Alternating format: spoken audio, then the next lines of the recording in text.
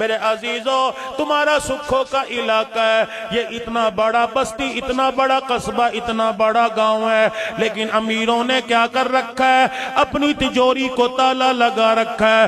رمضان آوے گا تو زکوٰۃ دیں گے، بھوکا روٹی سے کھانے سے مر رہا ہے لیکن زکوٰۃ رمضان میں دی جائے گی، پیاسا پانی سے پانی کی وجہ سے مر رہا ہے لیکن زکوٰۃ رمضان میں دی جائے گی۔ بیوہ اپنا دوپٹہ، اللہ اکبر، بیوہ کا دوپٹہ اتر رہا ہے لیکن زکوٰۃ رمضان میں دی جائے گی۔ یتیم بچیاں ماں کے سامنے بیٹھی کہہ رہی ہیں، اماں جان روزانہ کہتی ابا امرود لے کے آوے گا، ابا جان تربوز لے کے آویں گے، خربوزہ لے کے آئیں گے، اماں رات ہو جاتی ہے اگلا دن آ جاتا ہے لیکن ابا نہیں آتا، کب تربوز آئے گا؟ لیکن امیر کہتا ہے میں رمضان میں زکوٰۃ دوں گا۔ اللہ کی قسم کہاں سے لاؤں وہ دل؟ جب لوگ اپنے لیے کچھ لایا کرتے تھے جو پہلے یتیموں کے ہاتھ پہ رکھا کرتے تھے۔ حضرت حضرت اللہ غنی، اللہ کا نیک بندہ داؤد تائی رحمت اللہ علیہ، کافی دن ہو گئے، خادمہ کہنے لگی، غلامہ کے کہنے لگا حضرت جی کافی دن ہو گئے گوشت نہیں پکا۔ خادمہ نے بھی اس بات کی تائید کر دی۔ آپ نے فرمایا اللہ پیسے لے آؤ بازار سے گوشت لا کے پکا لو۔ جب گھر کے اندر سالن تیار ہو گیا، خادمہ نے دسترخوان لگا دیا اور گوشت کا سالن لا کے دسترخوان پہ رکھ دیا۔ اللہ والے نے روٹی کی طرف ہاتھ بڑھایا، روک لیا۔ خادمہ کہنے لگی کھاتے کیوں نہیں؟ کیا مزاج کے خلاف بن گیا؟ فرمانے لگے نہیں نہیں، پہلے مجھے بتا میرے محلے میں فلاں یتیم رہتا ہے، اس کا کیا حال ہے؟ خادمہ کہنے لگی حضرت جیسا حال تھا ویسا ہی حال ہے۔ فرمانے لگے یہ سالن کا ڈونگا اٹھا لے، یہ سالن کا کولہ اٹھا لے، کنالی اٹھا لے، اٹھا کے فلاں یتیم کی کنڈی بجا کے اس کے گھر دیا۔ حضرت جی آپ نے تو اتنے چاؤ سے پکایا ہے، آپ نے تو اتنی محبت سے کھانا پکوایا ہے، ایک بوٹی تو کھا لو۔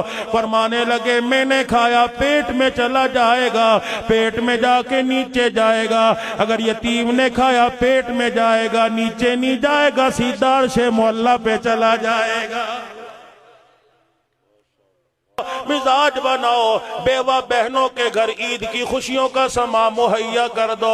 تمہیں پتہ ہے بہنوں ہی فوت ہو گیا، 4 میری بھانجیاں یتیم ہیں، 2 بھانجے یتیم ہیں۔ میری بیوہ بہن سلائی مشین پر بیٹھ کے ساری رات سلائی کرتی ہے، تب اس کے گھر کا چولہا جلتا ہے۔ تیرے گھر کے اندر روزانہ بکرے کی کڑھائی آتی ہے، تیرا بچہ روزانہ پیزا کھاتا ہے، بھانجا دیکھ کے چلا جاتا ہے اور ماں ڈانٹ کے گھر لے جاتی ہے، خبردار ماموں کے گھر دسترخوان لگنے والا ہے، بجائے ماموں جھڑکیاں دے اس سے پہلے تو ہی آ جا۔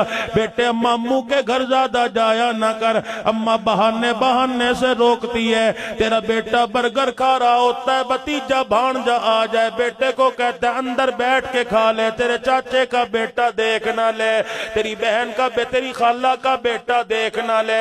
اللہ کی قسم اگر یتیم کے دل میں خیال آ گیا کاش میرا ابا زندہ ہوتا میں بھی پیزا کھاتا، میرا ابا زندہ ہوتا مجھے بھی شوارما ملتا، مجھے بھی برگر ملتا، اگر یہ ٹوٹے دل سے اس کا آنسو نکل گیا، رب کعبہ کی قسم ایسا نہ ہو خدا تیرے بچے پر بھی یتیمی کا تاج پہنا دے۔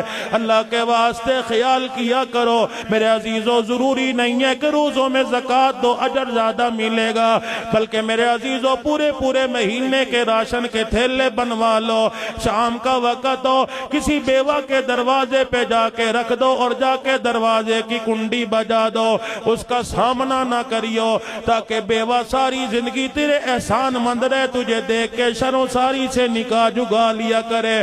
تو نے بیوہ کو راضی نہیں کرنا بلکہ خدا کو راضی کرنا ہے۔ دروازے